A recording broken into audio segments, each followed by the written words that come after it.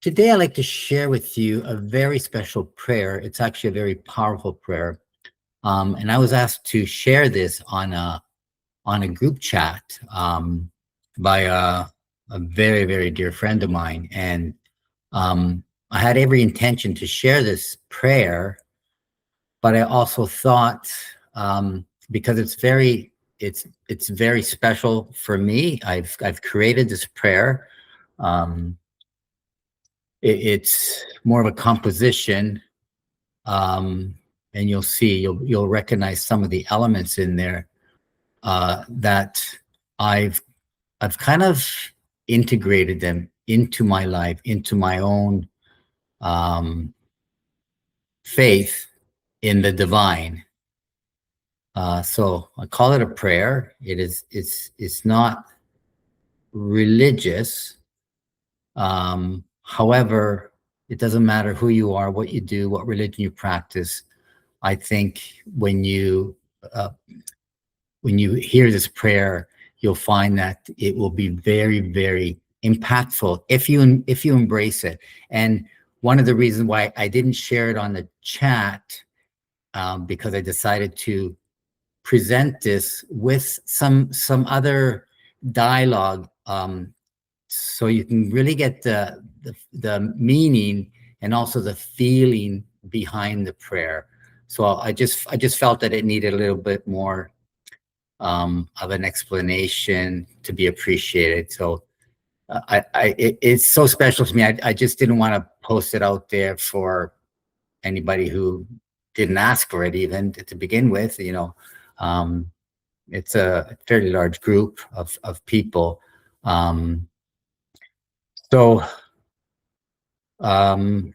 Yeah, without further ado, let me just present it to you. Hopefully it resonates with you.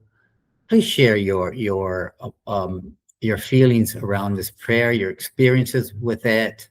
Again, it's a very, very powerful prayer if you allow it to integrate into your own faith, whatever that may be. So it's called the Prayer of Surrender, and it starts with, Father, Mother, God, inscribe your vision upon my daily deeds. Anoint your voice upon my spoken words. Now, here we're making a sound commitment to surrender to the divine plan, asking God to guide our actions and our words.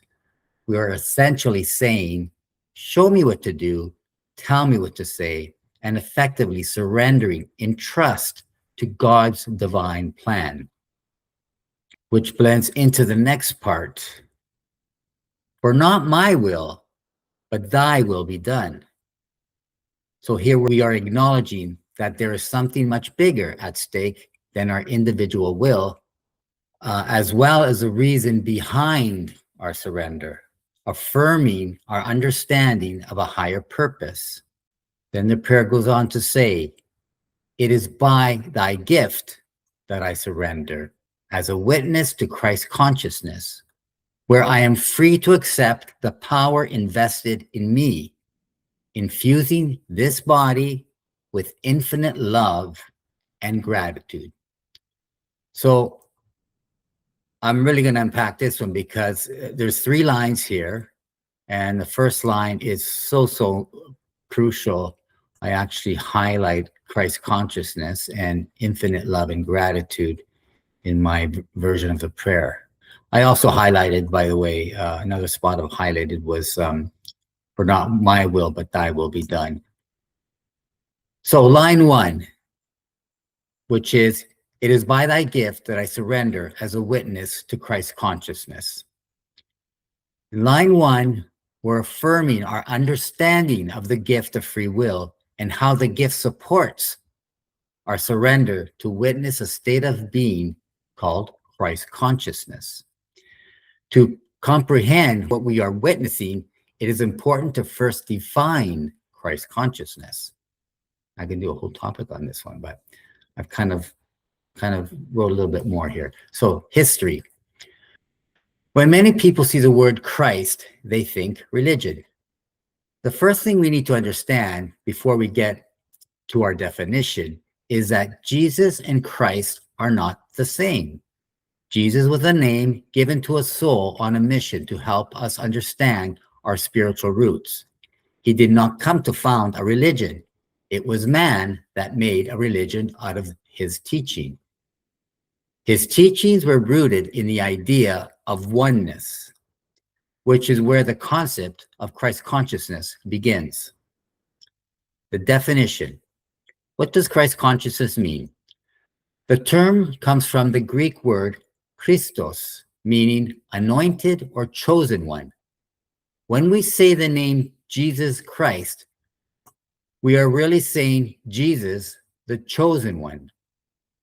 When we refer to Christ's consciousness, it is translated to the chosen one consciousness, or from a more comprehensive stance, the consciousness of the chosen one. Therefore, the word Christ is defining a type of consciousness. By embodying this, Jesus demonstrated what it means to be the chosen one. His message was not that he was special, but that we are all connected through divine consciousness. However, unless you surrender and accept this through your own free will, you will not be conscious of your birthright. Conclusion. To enter Christ consciousness is to simply share the same awareness Jesus held, the realization that you are a chosen one by spiritual birthright. This state is yours by default. You only step out of it when you choose to follow your own plan instead of God's. Line 2, which states, where I am free to accept the power invested in me,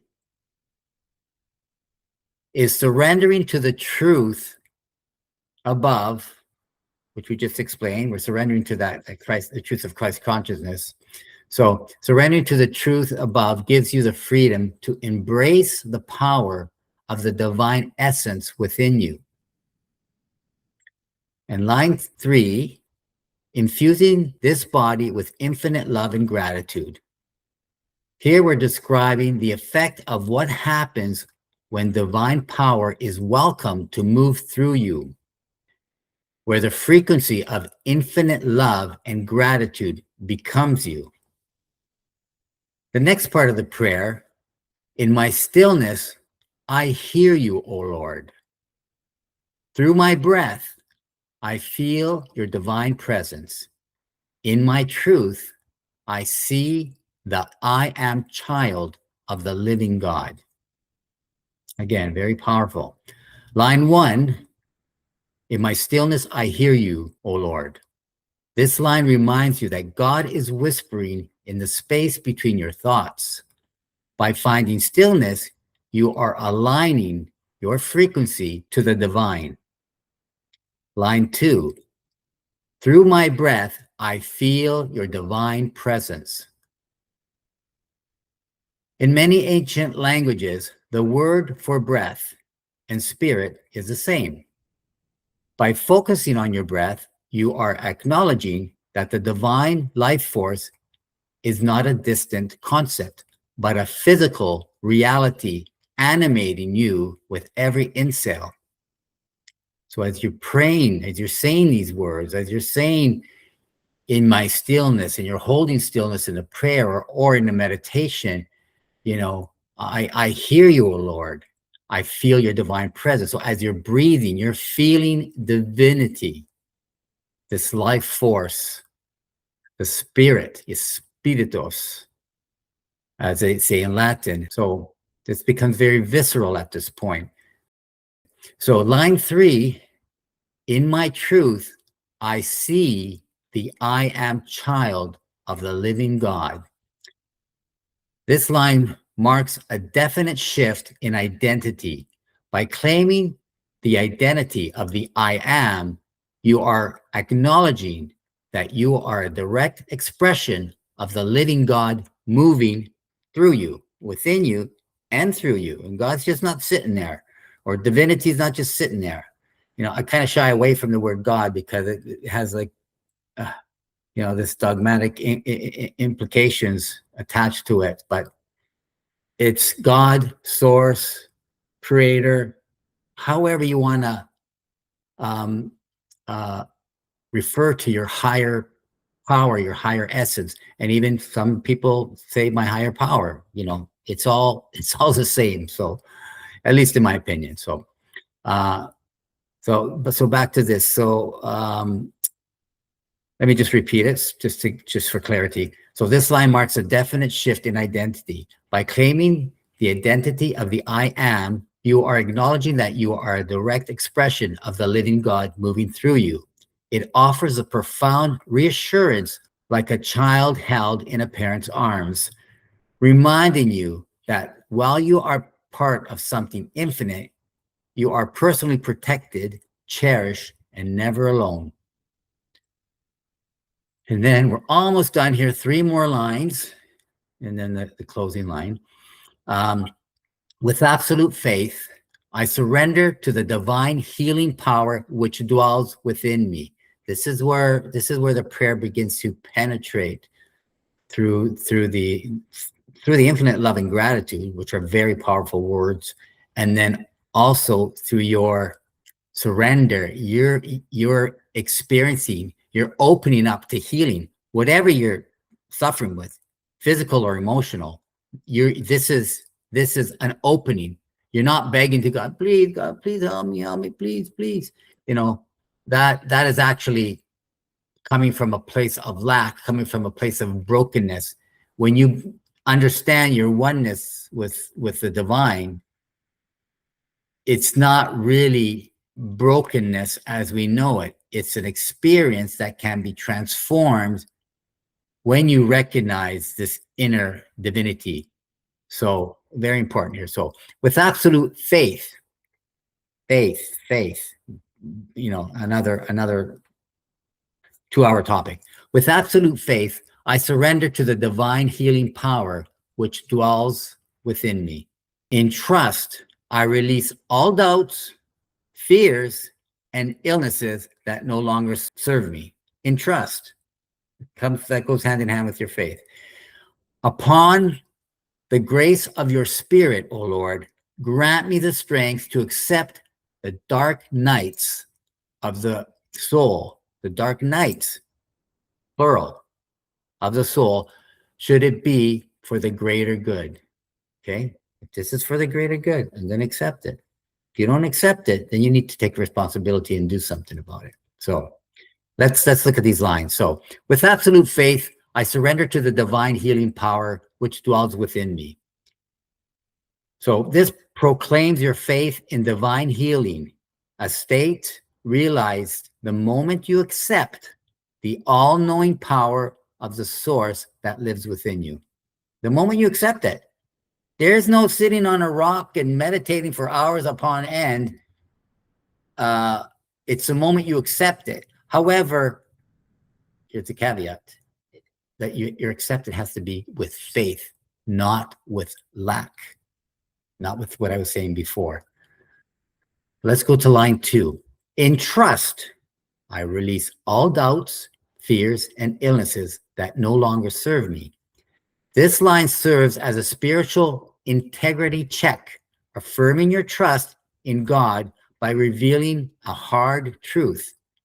If doubt, fear, or illness remains, the depth of your trust in divine power is still being tested.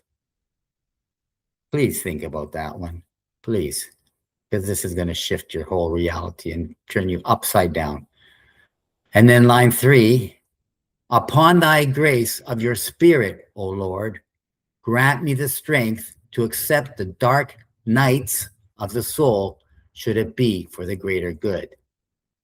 This line is a call for strength, acknowledging that you are still navigating human conditioning and the limiting beliefs that prevent you from fully surrendering to the divine plan. So don't beat yourself up on this. If you're still struggling, you're in the process. You're opening up with faith, and the opening is going to help you transition and get to the trust. You are asking for the grace to place your struggles under the umbrella of divine truth, even when the higher purpose remains hidden from your understanding.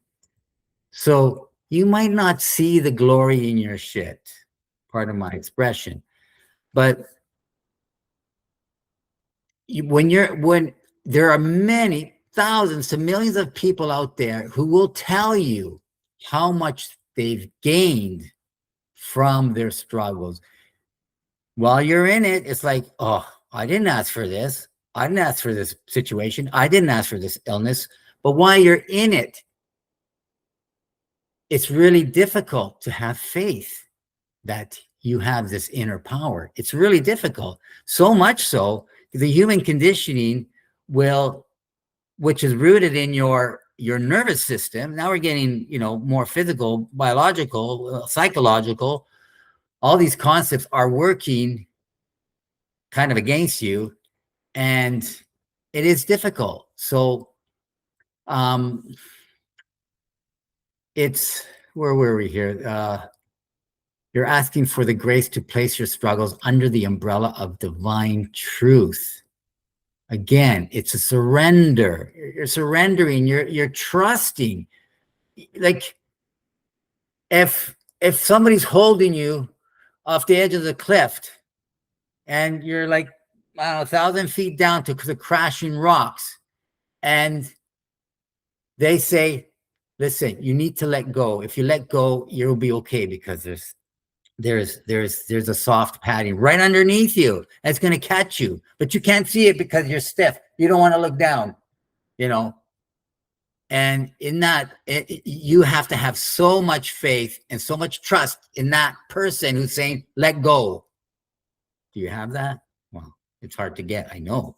It's very scary. If I'm at the edge of the cliff, I don't know. I would really have to have that faith. But if I had that faith, if the divine, him or herself, came down and say, let go, I'm going to say, I'm going to let go. Whatever happens, happens. I'm going to let go. Maybe the divine wants me to crash in the rocks for whatever reason, but divine says, let go, I'm going to let go. If my neighbor said, let go, I might have to think twice about it, because, we're not that connected, but I don't have that much faith and trust in my neighbor. But respect, yes, but not as strong as the faith that we're talking about here. So in the end, we say, and so it is, and so it shall be, as many prayers end in this fashion. So, and so it is, and so it shall be. The prayer concludes not with a plead, but with a divine decree. By stating, and so it is, you are recognizing your power as a divine creator to manifest everything you have just spoken. Your spoken words are very powerful. Actually, abracadabra, what you speak, translation is an Aramaic word, the same language that Jesus spoke, which means what you speak, you will create. So something along that line. So words are very powerful. They have energy, both physical energy and metaphysical energy, and they work together to create. So another, that's more than a couple hours topic. That's a whole seminar, week course. So you are declaring that your words are not just wishes, but truths that have already taken form in the spiritual realm. Okay, what you speak, they're there, they're gone. You've created them. You can't take them back. Anything I just said to you now, I can't take it back. How? How am I going to take it back? I can delete whatever delete, but if you receive them, I can't delete you. I'm not going to come out and get you, eradicate you from this earth.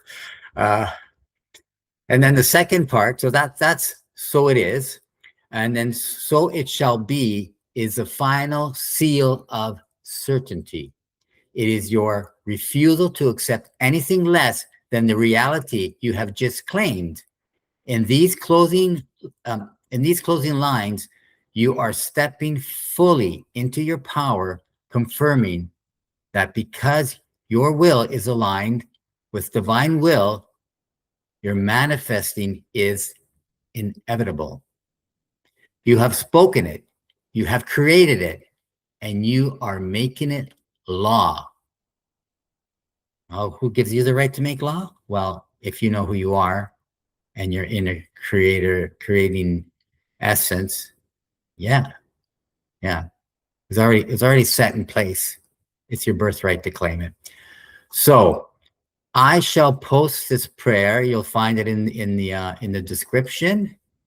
Not with all these meanings. Watch the video over and pause it, whatever you have to do, and study it. Study the meanings as I explain them, or you can keep repeating this prayer every day, as I do in my meditations. Repeat it every day, and just you let me know what happens to your life. You let me know how it transforms you. You be your own testimonial. And I'm not asking for anything here. I'm just asking for you to be open. And my journey is to help people step into their own individual truth. And that's my truth. My truth is to share what I found with you, because it resonates for me to pass on whatever insights I can, and however they can change your life. And if it's garbage to you, then it'll never change your life because you don't see it, you don't value it. And going back to my original decision to post this prayer with the intention to explain it, is because it's not garbage to me. I can't just throw it out there like some social media post and hope I get a bunch of likes.